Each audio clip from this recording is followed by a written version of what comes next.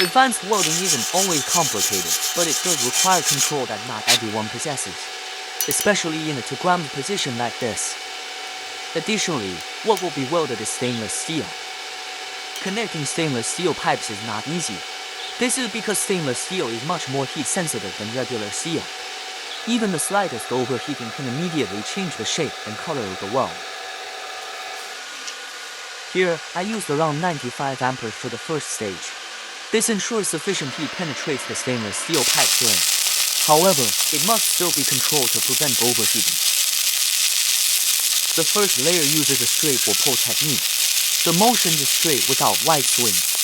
This technique is chosen for more focused heat and more stable penetration. When starting, don't hold the arc for too long. This is because stainless steel retains heat more quickly.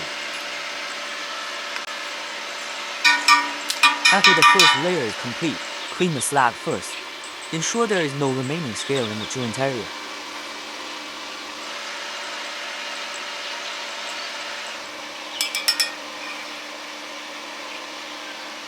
The second layer uses a zigzag weave technique. The movements are slow and consistent. The goal is to even out the root and smooth the weld surface. Here, I used around 80 amperes. Lower to make the heat easier to control, and to prevent the excessive color change in the stainless steel. Don't use wide movements. This is because the heat in stainless steel spreads quickly over a small area. Maintain the rhythm. The melt becomes excessive and the bead shape is difficult to control. Besides the rhythm, the electrode height must also be considered. Too great a distance makes the arc unstable. Spatter increases, and the weld tends to be rough. Conversely, to close the distance can cause the electrode to easily stick to the material. The electrode inclination also plays a major role.